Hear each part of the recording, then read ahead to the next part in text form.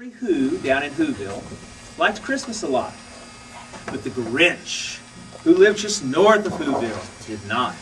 The Grinch hated Christmas, the whole Christmas season. Now, please don't ask why. No one quite knows the reason. It could be his head wasn't screwed on just right. It could be perhaps that his shoes were too tight. But I think that the most likely reason of all may have been that his heart was 2 sizes too small. But whatever the reason, his heart or his shoes, he stood there on Christmas Eve hating the Whos, staring down from his cave with a sour, Grinchy frown at the warm lighted windows below in their town. For he knew every Who down in Whoville beneath was busy now hanging a holly Who wreath. And they're hanging their stockings, he snarled with a sneer. Tomorrow is Christmas, it's practically here. And he stood with his Grinch fingers nervously drumming. I must find a way to keep Christmas from coming. For tomorrow, he knew, the Who girls and boys would wake bright and early, and they'd rush for their toys. And then, oh, the noise! Oh, the noise, noise, noise, noise! That's one thing he hated, was the noise, noise, noise, noise. Then those Whos, young and old, would sit down to a feast. And they'd feast, and they'd feast, and they'd feast, feast, feast, feast. They'd feast on Who pudding and rare Who roast beast, a feast that the Grinch couldn't stand in the least. And then they'd do something he liked least of all. All those Whos down in Whoville, the tall and the small, would stand close together. With Christmas bells ringing, they'd stand hand in hand, and those Whos would start singing. And they'd sing, and they'd sing, and they'd sing, sing, sing, sing. And the more the Grinch thought of this Who Christmas sing, the more the Grinch thought, I must stop this whole thing. Why, for 53 years I've put up with it now. I must keep this Christmas from coming. But how? Then the Grinch got an idea, an awful idea. The Grinch got a wonderful, awful idea. I know just what I'll do, the Grinch laughed in his throat, and he made a quick Santa Claus hat and a coat. And he chuckled and clucked, oh, what a great Grinchy trick. With this coat and this hat, I'll look just like Saint Nick. All I need is a reindeer. And the Grinch looked around, but since reindeer are scarce, there was none to be found. But did that stop the Grinch? No, the Grinch simply said, if I can't find a reindeer, I'll make one instead.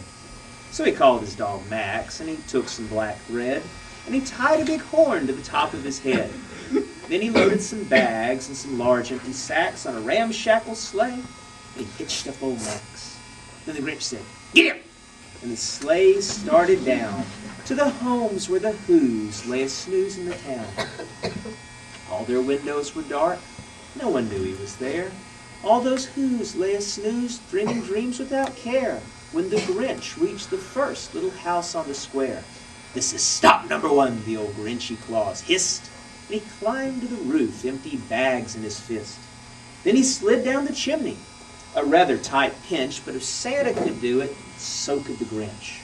He got stuck only once, for a moment or two. Then he stuck his head out of the fireplace flue where the little Who's stockings all hung in a row. These stockings, he Grinched, are the first things to go.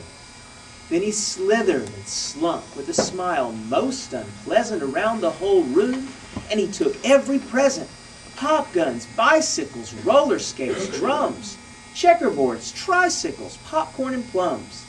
And he stuffed them in bags. Then the Grinch, very nimbly, stuffed every bag one by one up the chimney. Then he slunk to the icebox and he took the Who feast. He took the Who pudding. He took the roast beast. Why, he cleaned out that icebox as quick as a flash. Why, that Grinch even took the last can of Who hash. And he shoved the Who feast up the chimney with glee. And now, grinned the Grinch, I will stuff up the tree.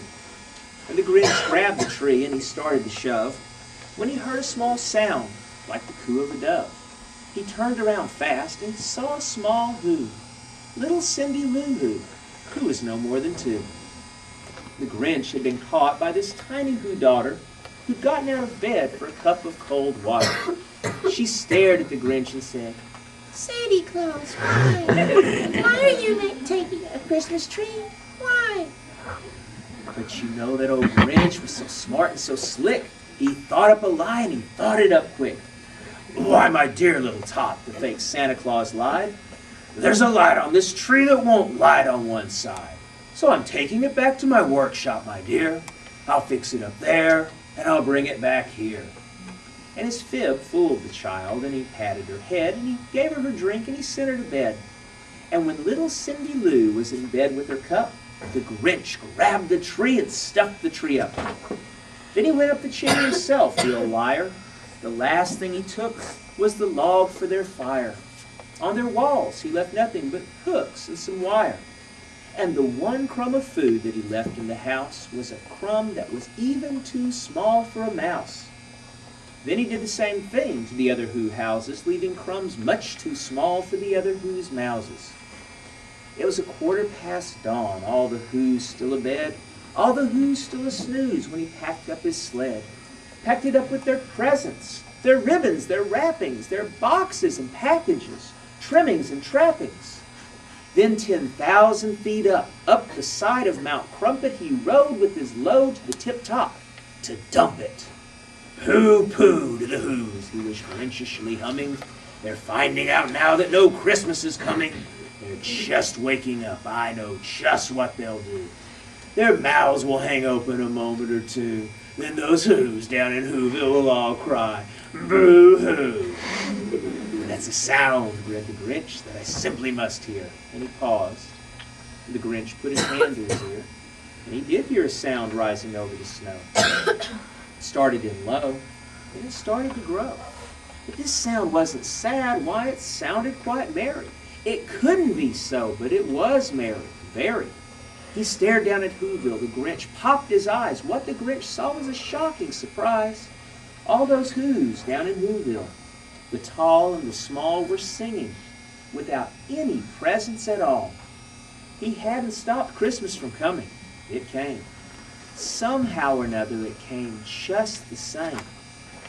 And he stood with his feet ice cold in the snow, and he puzzled and puzzed. How could it be so? It came without ribbons, came without tags, came without packages, boxes, or bags. And he puzzled 3 hours, till his puzzler was sore. Then the Grinch thought of something he hadn't before. Maybe Christmas, he thought, doesn't come from a store. Maybe Christmas, perhaps, means a little bit more. And what happened then? Well, at Whoville, they say that the Grinch's small heart grew 3 sizes that day. And the moment his heart didn't feel quite so tight, he whizzed with his load through the bright morning light. And he brought back their presents. He brought back their feast. And he himself, the Grinch, carved the roast beast. The end.